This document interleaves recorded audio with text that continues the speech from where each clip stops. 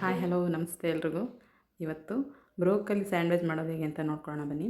ಹಚ್ಕಾರ ಪುಡಿ, ಉಪ್ಪು, 2 ಮೊಟ್ಟೆ ಬೇಯಿಸ್ಕೊಂಡಿದ್ದೀನಿ, ಬೆಳ್ಳುಳ್ಳಿ ಕಟ್ ಮಾಡಿ ಇಟ್ಕೊಂಡಿದ್ದೀನಿ, ಸಣ್ಣದಾಗಿ ಈರುಳ್ಳಿ ಹೆಚ್ಚಿದ್ದೀನಿ, ಕ್ಯಾರೆಟ್ನ ತುರಿದಿಟ್ಕೊಂಡಿದ್ದೀನಿ. ಸ್ವಲ್ಪ ಬ್ರೋಕಲಿನ ಬೇಯಿಸಿಟ್ಕೊಂಡಿರೋದನ್ನ ಈ ಥರ ಕಟರ್ಗೆ ಹಾಕ್ಬಿಟ್ಟು ಎಲ್ಲ ಚೆನ್ನಾಗಿ ಕಟ್ ಮಾಡ್ಕೋಬೇಕು. ನೆಕ್ಸ್ಟು ಒಂದು ಬಾಣಲಿ ತೊಗೊಂಡು ಅದಕ್ಕೆ ಎಣ್ಣೆ ಹಾಕಿ ಕಟ್ ಮಾಡಿಟ್ಟಿರೋ ಬೆಳ್ಳುಳ್ಳಿ ಹಾಕಬೇಕು. ಬೆಳ್ಳುಳ್ಳಿ ಫ್ರೈ ಆದ ನಂತರ ಈರುಳ್ಳಿ ಹಾಕಬೇಕು. ಈರುಳ್ಳಿ ಸ್ವಲ್ಪ ಫ್ರೈ ಆಯ್ತಾ ಇದ್ದಂಗೆ ಬ್ರೋಕಲಿ ಹಾಕ್ತಾಯಿದ್ದೀನಿ. ಯಾವುದನ್ನು ಜಾಸ್ತಿ ಬೇಯಿಸ್ಕೊಳ್ಳೋದು ಬೇಡ. ತರಕಾರಿನ ಯಾವಾಗಲೂ ಅರ್ಧಂಬರ್ಧ ಬೇಯಿಸ್ಕೊಂಡ್ರೇ ಚೆನ್ನಾಗಿರುತ್ತೆ. ಹಾಗಾಗಿ ನಾನು ಬ್ರೋಕಲಿನೂ ಜಾಸ್ತಿ ಬೇಯಿಸಿಲ್ಲ. ಈಗ ಕ್ಯಾರೆಟ್ ಹಾಕ್ತಾಯಿದ್ದೀನಿ. ಇದು ಮೊಟ್ಟೆ ಬೇಯಿಸಿರೋದು ಅಂದ್ಬಿಟ್ಟೆ, ರಾ ಮೊಟ್ಟೆನೇ ಹಾಕ್ಕೋಬೇಕು. ಅದನ್ನಾಗೆ ಆಮ್ಲೆಟ್ ಮಾಡಿಕೊಂಡು ಅದ್ರ ಜೊತೆಗೆ ಮಿಕ್ಸ್ ಮಾಡ್ಕೋಬೇಕು.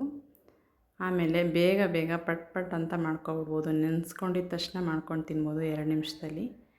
ಆಮೇಲೆ ನೋಡಿ, ಈಗ ಮೊಟ್ಟೆ ಎಲ್ಲ ಸ್ವಲ್ಪ ಫ್ರೈ ಆಯ್ತಾ ಇದ್ದಂಗೆ ಖಾರ ಪುಡಿ, ಉಪ್ಪು ಹಾಕಿದೆ. ಈಗ ಬ್ರೆಡ್ಗೆ ಬೆಣ್ಣೆ ಹಚ್ಬಿಟ್ಟು ರೋಸ್ಟ್ ಮಾಡ್ಕೋಬೇಕು. ಅದೆರಡು ರೋಸ್ಟ್ ಮಾಡಿದ ಬ್ರೆಡ್ ಮೇಲೇ ಬಿಸಿಗೆ ಚೀಸ್ನ ಹಾಕ್ಕೋಬೇಕು.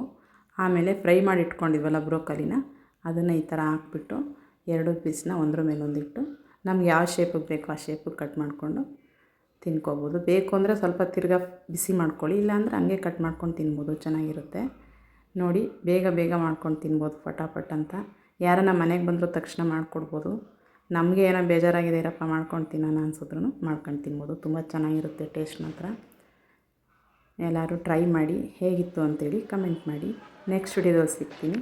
ಬಾಯ್.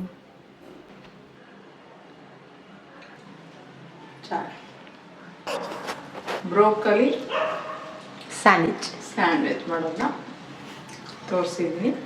ತುಂಬ ಚೆನ್ನಾಗಿದೆ.